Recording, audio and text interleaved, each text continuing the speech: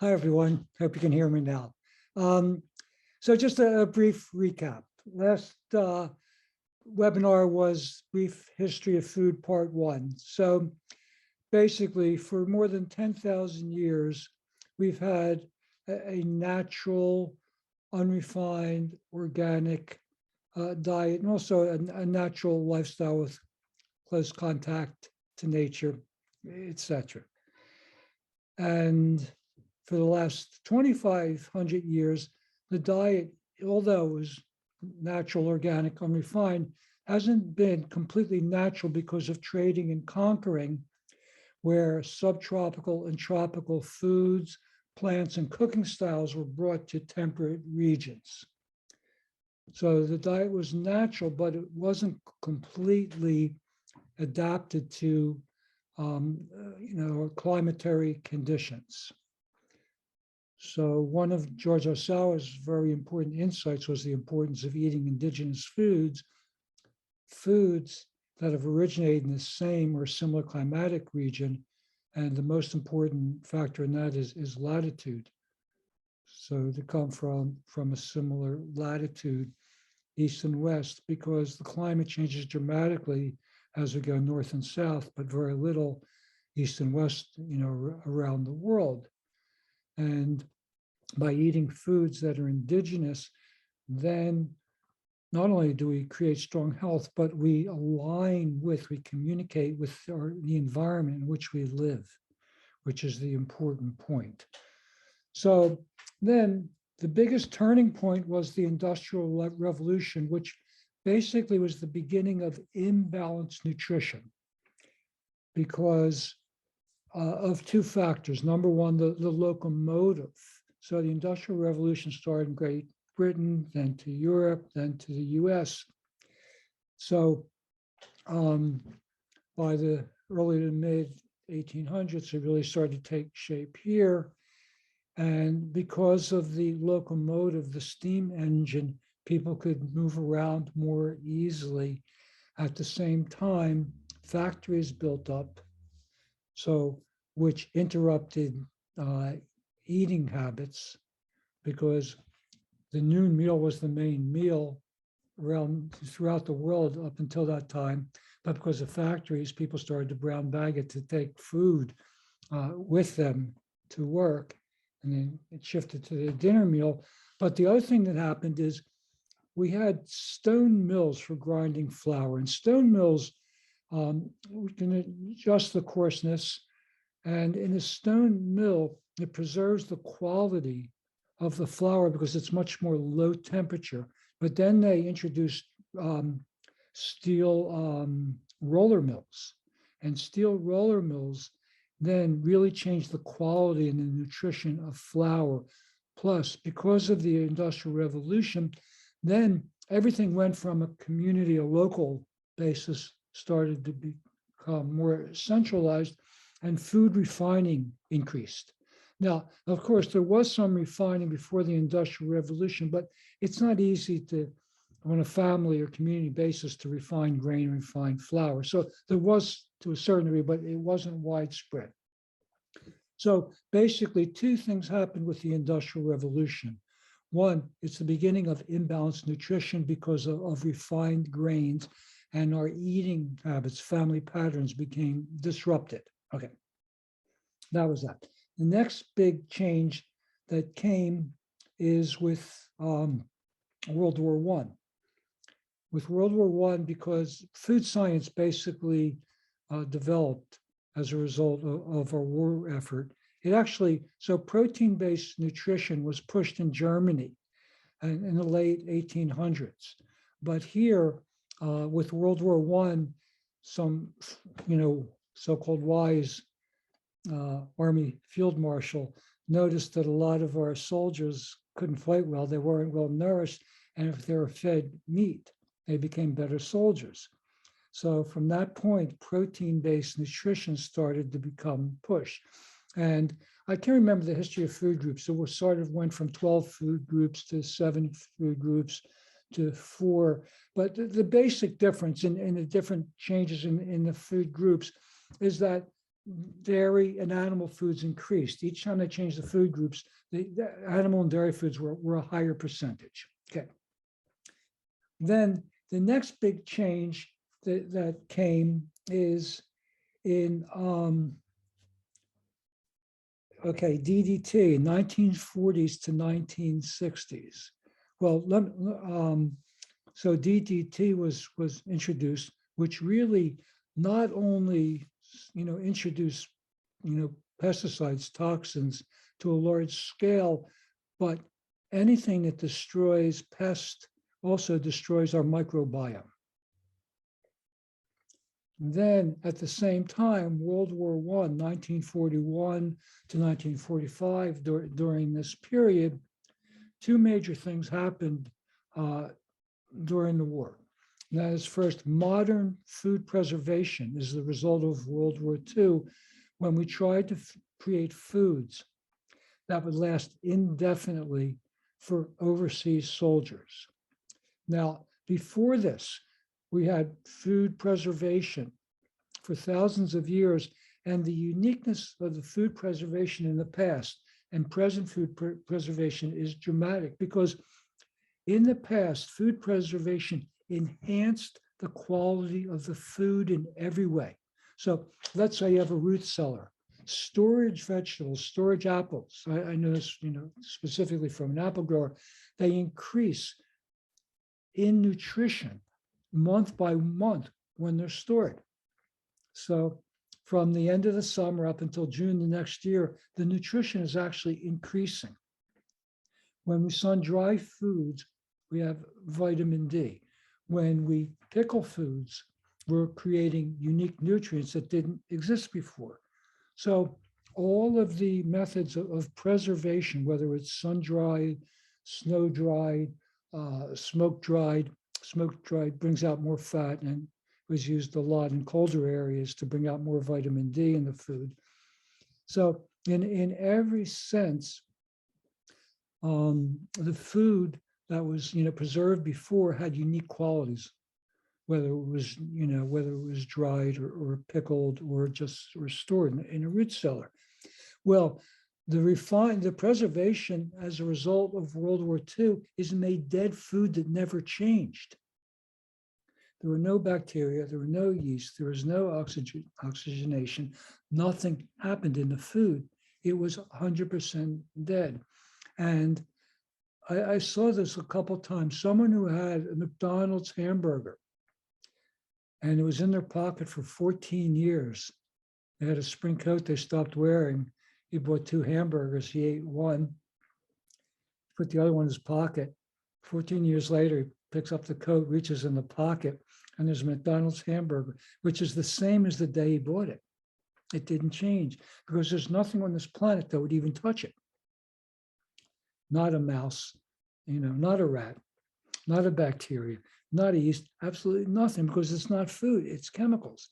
So the second thing that happened in World War II is the chemical industry developed for munitions in the war was used in agriculture and food processing after the war. Okay.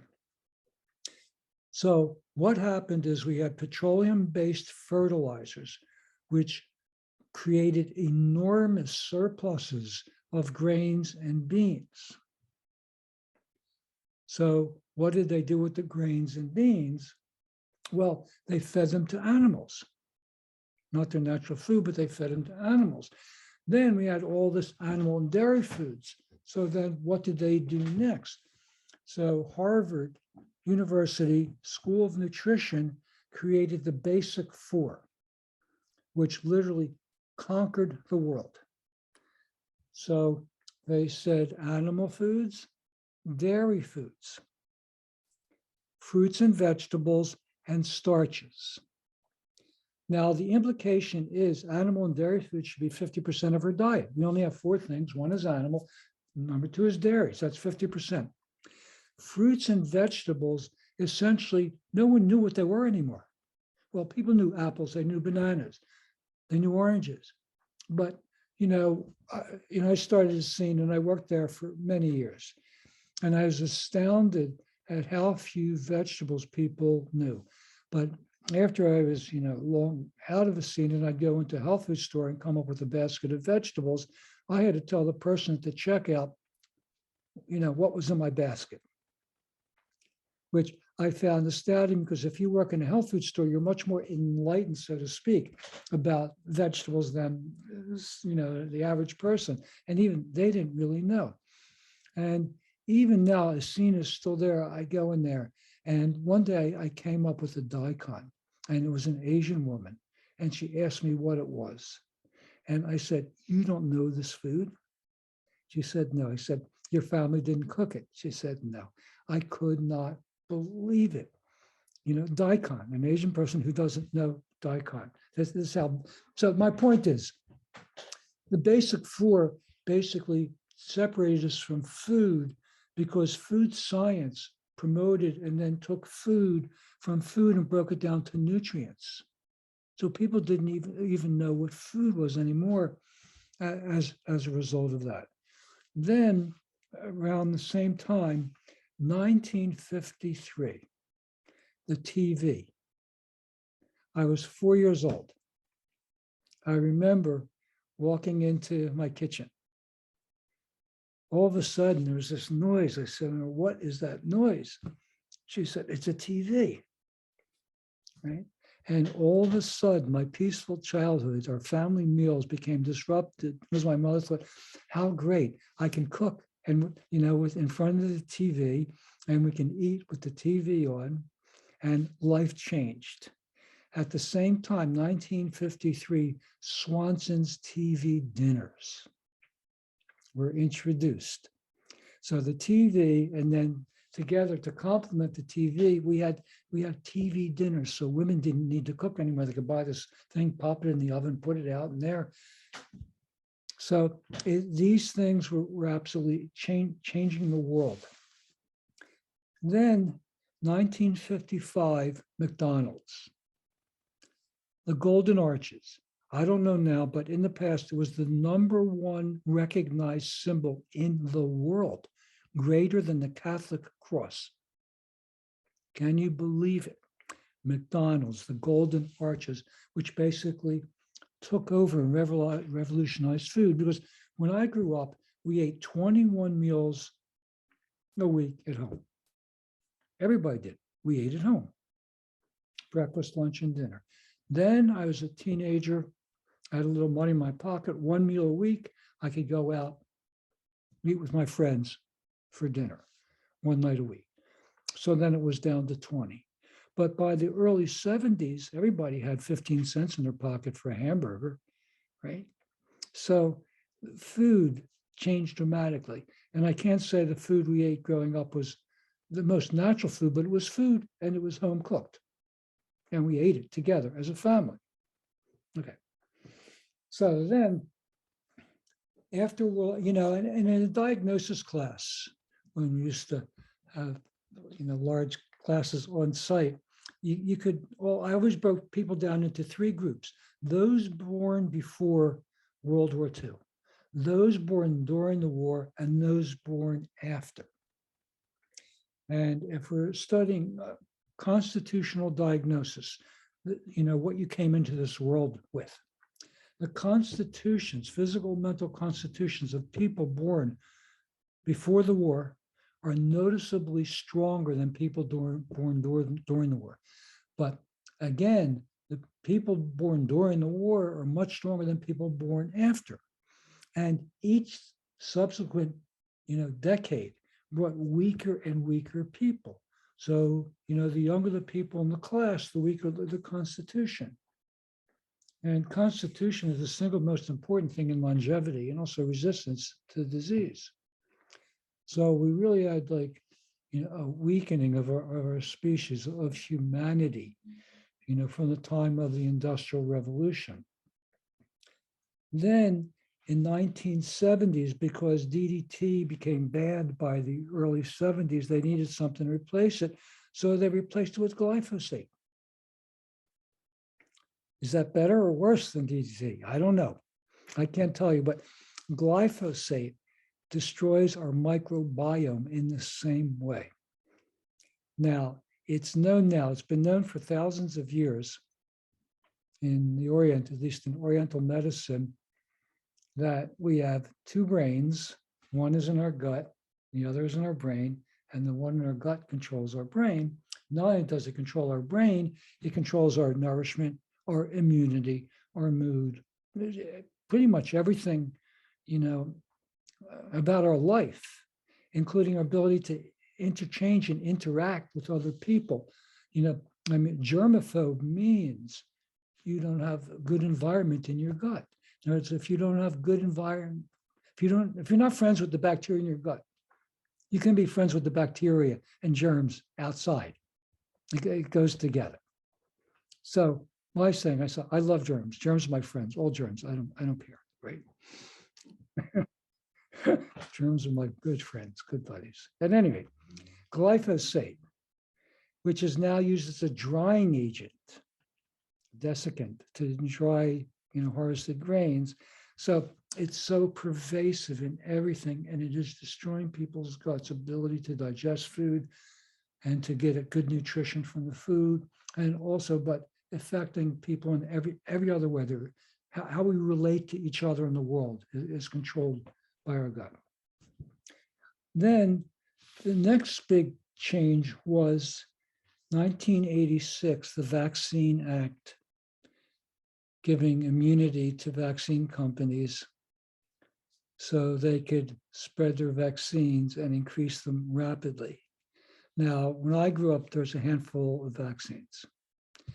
And I was fortunate enough that my mother took me to a pediatrician who was an old-fashioned doctor who went by his experience and gut.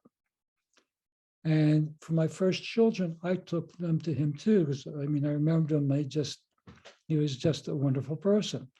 And I asked him, what do you think about, vaccines? Are they really necessary? And he said, well, if children were nursed at least 6 months, no, they're really not. If you don't want to vaccinate your kids, then don't. Now, can you imagine, this is a well-respected MD, pediatrician, saying, if your kids were nursed, then you don't have to worry about vaccinating them. And at any rate, there was a handful or less of vaccines at that time. Now I've lost count to the number of vaccines. It's completely out of control, including giving a hepatitis B vaccine at birth or within the first 6 months of birth, a disease that's transmitted by sex and body fluids, to a baby. But at any rate, the other thing that was pointed out is autism. When I was young, I never heard of autism. Now it's like, 1 in 34 boys has autism, and everyone, everyone I'm sure knows at least one person, one kid who has autism, probably a whole lot more. Now, do I think vaccines are the only cause of autism? No, I don't. Do I think it's one of the causes? I think absolutely. I think there's a strong correlation, but other MDs have presented strong correlations with electromagnetic fields, and I think it's unfortunate. Not many people bring autistic children to me, but I've had the experience with more than a handful, and they respond. If their parents can get them to eat the foods, within 3 days, they start responding. The response in children to dietary change is dramatic. Now, this is a little bit off the subject, but there is an organization in Bucks County outside of Philadelphia called the Institute for the Development of Human Potential, a man by the name of Glenn Doman. And for 20 years running, 10 years, one of his directors was Macrobiotics, a friend of mine, and next 10 years. So for 20 years running, the directors were Macrobiotics. And he had something called patterning, and he had great success with brain-injured children. And he was, active around the world, and especially in Europe and Eastern Europe. And when I used to travel a lot to Europe and Eastern Europe, then we had a lot of shared clients. A lot of those people were referred to me. And in every case, the ones that did his patterning, which was extreme exercise, movement to make the nervous system developed together with macrobiotic food developed at so much better. I mean, I could see it with my own eyes again and again and again, how happy the parents were that the changes from dietary change. So the point I'm trying to make, now we have autism, we have ADD, ADHD, we have bipolar, we have everything under the sun, but it's all traced back to the gut. I mean, when it comes down to it, because electromagnetic fields and lack of sunlight, right, and fluorescence and LED lights, they all affect our gut as well. So basically, since 1986, but then there was one other change, and that was high fructose corn syrup. High fructose corn syrup, which was introduced in the mid-70s, but by the mid-80s, all the food companies changed from sugar to high fructose corn syrup, right? They changed because it was cheaper than sugar. Well, every cell in our body runs on glucose. We eat complex carbohydrates and we break them down into simple carbohydrates into glucose, which fuels our body. So every cell in your body, including your brain, runs on glucose. High fructose corn syrup, fructose, fruit sugar, when it's isolated outside of fruit. In fruit, it's different because you have fiber and minerals and vitamins in the fruit to digest it properly, to metabolize it. But when you have isolated high fructose corn syrup, only the liver can metabolize it. That brought on a whole host of other diseases, including ushering in the obesity epidemic, which, as you know, more than 2/3 of people in this country are either overweight or obese. Well, you can see dramatic changes since 1986. So vaccines and high fructose corn syrup at the same time, together with glyphosate, together with fluoridated water. So you can see everything is piling up in so many ways, basically changing our species. Now, along with this, what happened is we lost our self-reliance. We lost our ability. See, one of the things that attracted me so much to macrobiotics, because macrobiotics is how to develop your ability to think and figure things out, how to become more self-reliant, how to take responsibility for your own health, your family's health. However, when I first started counseling, someone would come to me and they would do it or they wouldn't do it. If their family didn't support them, okay, they'd still do it. If their doctor told them no, they'd still do it. But now, if their doctor says don't do it, they don't.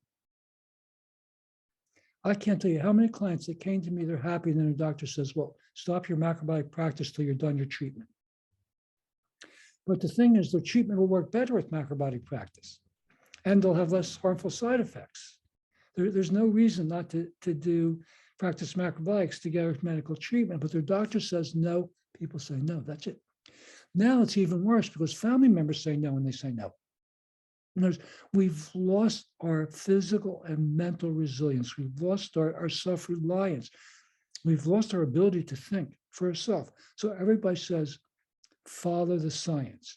And, I have a real issue with that more and more all the time because the science is wrong more and more. And science is always changing. Whatever they say, they change. In macrobiotics, we're talking about the same things for 10,000 years, not for 10 years. It's consistent.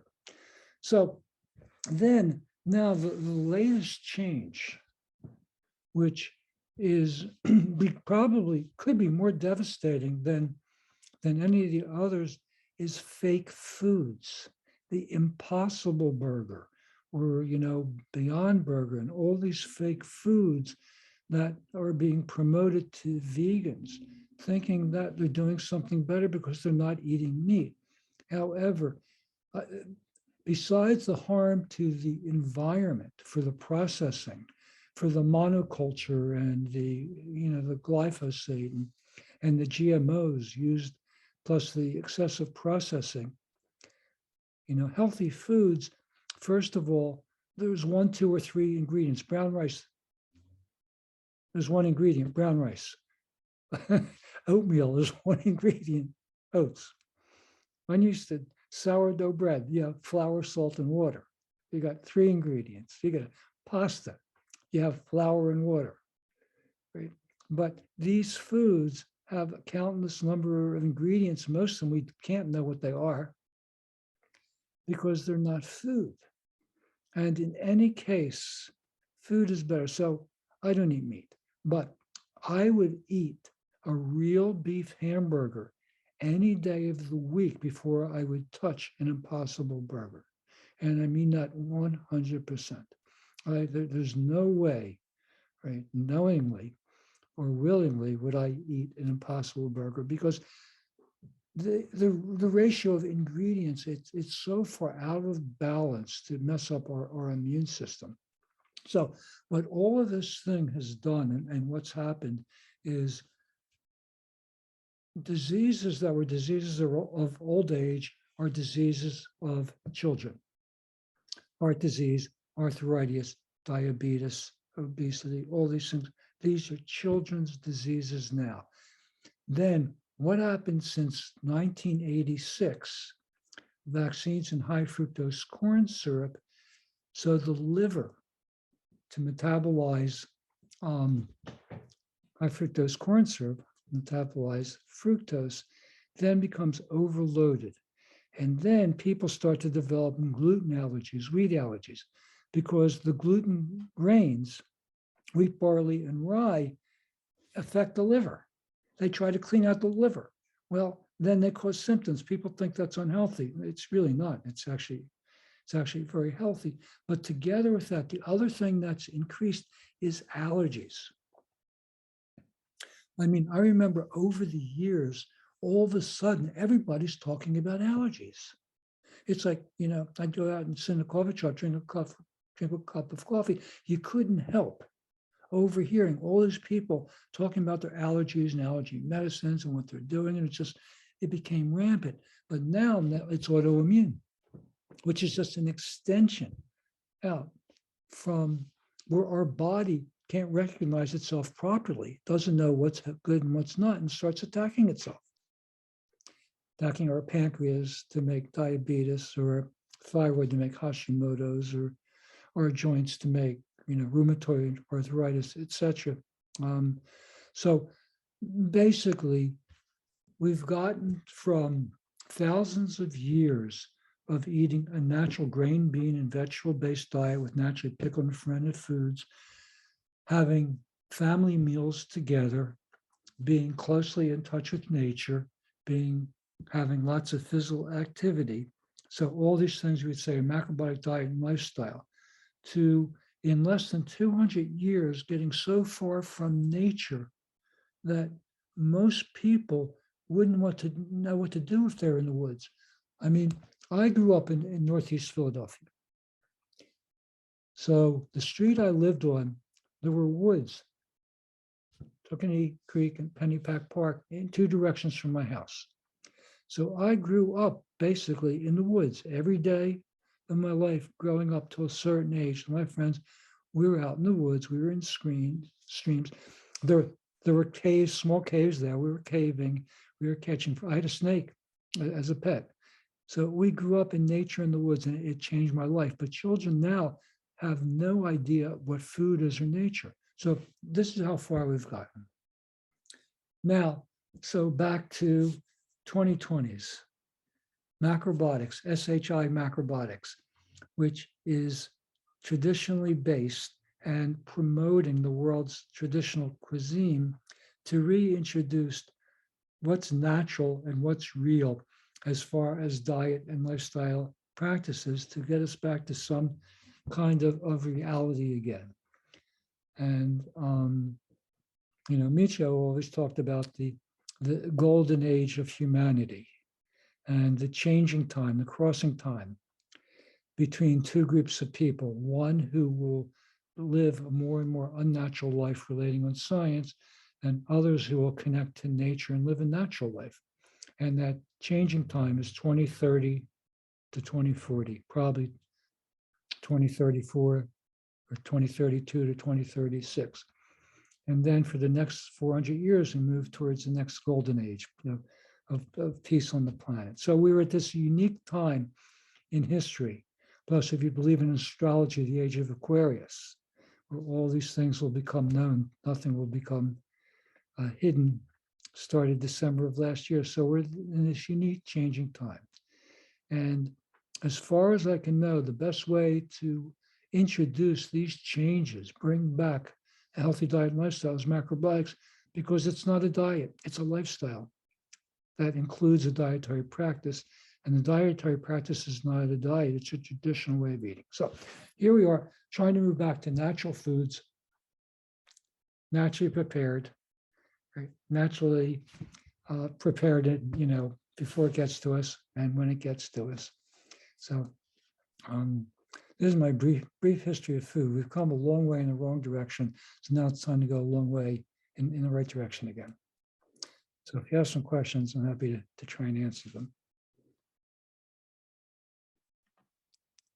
All right, thank you so much, Denny, for that. So we are now at our Q&A section for this webinar. Time is now 4:32 Eastern. So we'll give about 10 to 15 minutes or so to address any questions.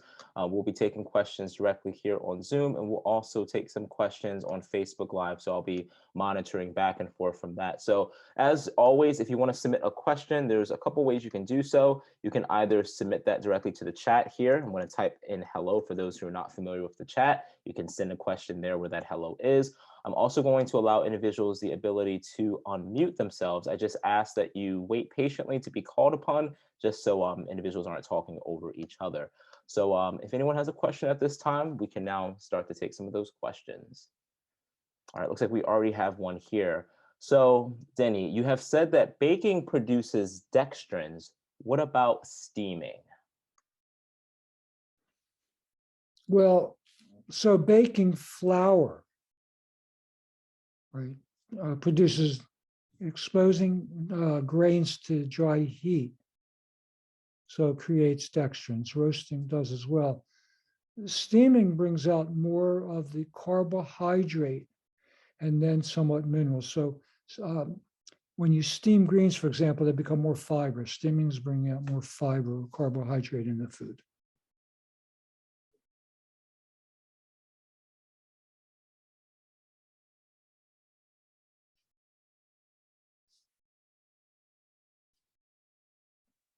All right, thank you. Okay, let's see here. Just looking back and forth through Facebook. All right, so we have a question here from Facebook Live. Could you explain again why 1986 was a seminal year for vaccines?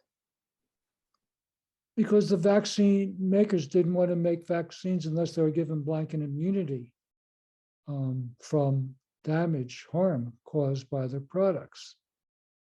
So it changed everything as far as, vaccines. So before that, I mean, I don't know the exact number. I just know from the kid, and I just know now. And you were always able to. So for all my kids, I just said, it's against my religious beliefs. That's it. Never a question asked. None ever vaccinated. Now that's nearly impossible. Even my kids who don't want to vaccinate, if they want to have their kids in school, don't have a choice. So the number of vaccines has greatly increased. And the problem with that is, what keeps us safe? Is it our natural, immunity that has the ability to deal with all kinds of problems, or trying to protect ourselves and isolate ourselves? I think the whole direction of vaccines is dangerous. It's against self-reliance and self-responsibility and weakening. I did a lot of work with AIDS, HIV and AIDS. I worked with the group HEAL in New York. And I had a number of, people when I had a study house live in my study house. So I had the opportunity to observe people over time. And I equated self-reliance with strong immunity. people that had strong immunity, nothing phased them, were always self-reliant. And the weaker someone's immune system was, the more they were looking for the next person or the next thing that could help them. They gave up their self-reliance. And to me, it seemed like a clear correlation between self-reliance and immunity. So to me, this whole trend worries me that we're getting so weak that we will not be able to live a natural life without medical treatments. And I don't know about you. I mean, it's a choice. 15 years ago, I went to a doctor because he was a doctor friend and he insisted. And he said, okay, you're fine. And a year or two again, I reconnected with an old friend who's an MD who I knew from the 70s. So I decided to go see him and get a checkup. So basically, I mean, I lived my life, except for a dentist, without medical care for more than 50 years. And that's unusual now, but in the past, it wasn't unusual. It was the normal thing. That's what people did. So our over-reliance on medical treatment to me is very worrying, no matter what you think. And I'm not anti-vax, I'm not anti-medical treatment. I'm for people having health freedom, health choice. If you're going to certain countries where certain diseases are active, then you have a decision to make whether you think you can be safe on your own or you want to get the vaccine. In that case, I have no objection, of course.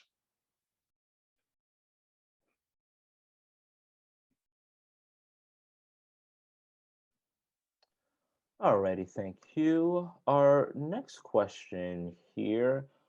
Okay, what can one take instead of aspirin to thin blood as doctors always prescribe? Well, there's a couple things. One, don't eat baked foods, fried foods, dried foods, very concentrated foods. That's number one. Number two, don't eat cheese or refined sugar. They become very sticky. They make the blood more sticky. Dairy foods, especially cheese and refined sugar, as well as refined carbohydrates.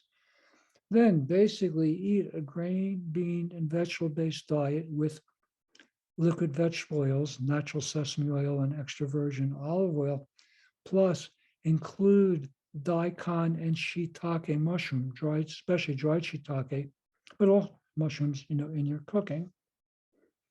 And if you have a taste for it, eat natto.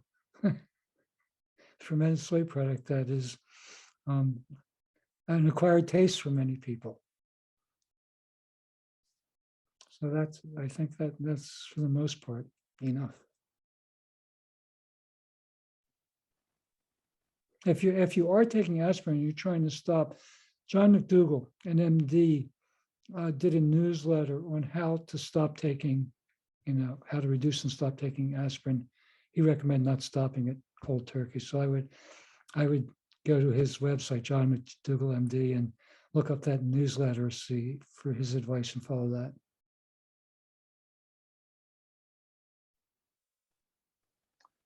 All right, thank you. And something that I just always like to let people know, and I usually include as a disclaimer when we provide this recording, these webinars are not intended to be direct counseling or medical advice as well too. So we want to make sure that you're still reaching outside of this particular session for any specific personal needs, that is.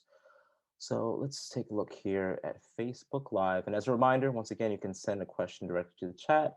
I'm also just checking to see if anyone unmuted there. So sorry, things are a little, okay, all right. In Facebook, it looks like we have a question here. Okay, it looks like, what can people do to counterbalance the side effects, if they have side effects, from vaccines, including children? That's not an easy question. I mean, the first thing that I recommend people do is steamed green apples, orange juice, and warm apple juice or apple cider with lemon to help people over COVID symptoms. There are a number of MDs that recommend a mixture of vitamins to use you know, if you have COVID, to treat it naturally, which is quercetin, vitamin D, vitamin C, and zinc. And some of them have recommended taking that, you know, that combination, that mixture for people who have been vaccinated. And if you have vaccine regret, then of course, don't get boosters. Everything is cumulative, for better or worse. In other words, the more healthy food you eat, the more you benefit. The more unhealthy things you do, foods and lifestyle practices, the more they take their toll. So, you know, be repetitive in the right direction with healthy things. Yeah. Question. Yeah. Can you repeat again the items that you used? The green apple, orange juice, the 3 items you mentioned at the very beginning. Steamed green apples, Steamed? steamed green apples, freshly squeezed orange juice, and warm apple cider or apple juice with lemon. I mean, those things have helped a lot of my client with the symptoms in the beginning. Thank you. Yeah. Are they helping just for COVID or for anything? That's Like my, a cold, like whatever. it's my, Pneumonia. no, not pneumonia. It's my universal remedy for flus. Universal remedy for flu. For Okay. flus. And COVID is in that category. It spreads in a similar way. Doesn't work for colds or other things, just specifically for flus. Flu. So COVID is in the same category as flu? It spreads according to, it replicates in a very similar manner to a flu. So the same things that help flu help COVID and vice versa, Okay, thank you. from what I understand from MDs I've listened to.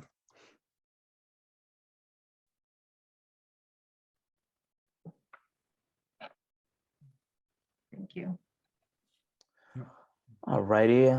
So time for maybe a few more questions here. If not, we definitely can come in for an early close and give some updates. So let's see what we have here. I think I saw another question.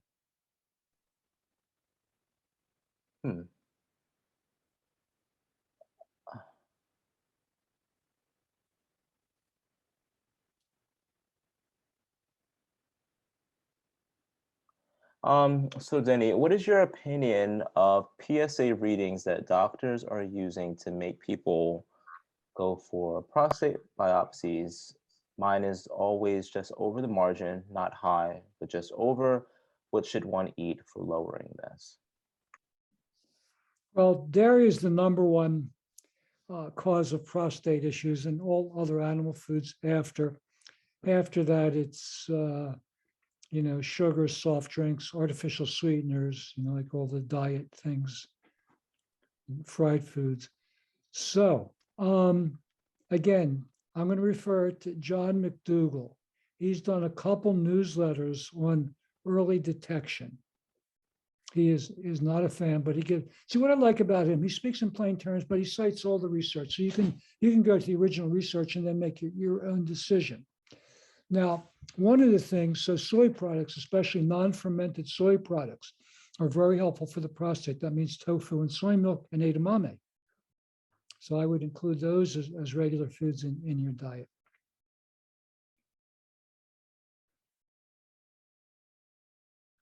So I you know, so I think that's the best approach. All right, thank you. I'm just taking a look again here at the Facebook live stream to see if there's anything else there, just so I don't overlook it. Okay.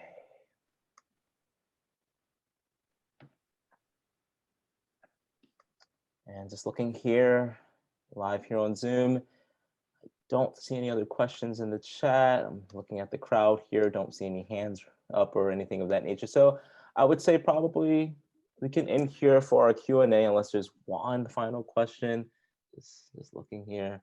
maybe if someone wants to unmute themselves so it can be quicker. Dina, did you have a question? I saw that you just unmute. No, Oh, I'm good. I'm Okay, good. great, great, great. Okay, thank you. Denny, did you have any closing remarks before I provide some updates for everyone? No, the same as my usual, the ultimate guide to eating for longevity. This is your handbook to health, healthy eating, healthy living, and delicious, healthy cooking. Yeah. And Best book ever. thank you very much. I appreciate that. Yeah, we have 2 copies. Thank you. That is great to hear. So it's really a practical handbook, and more and more people would just loosely adopt those practices. We would really turn our health around in a major way. So that's my hope. And anyway, thank you very much. And I think it's really important to know where we've come from, to know where we need to go again. And so look forward to seeing you next time, and happy holidays if I don't see you before. This is the last of our free webinar series for the 2021 year. For those who typically show up for it, we'll see you again in 2022.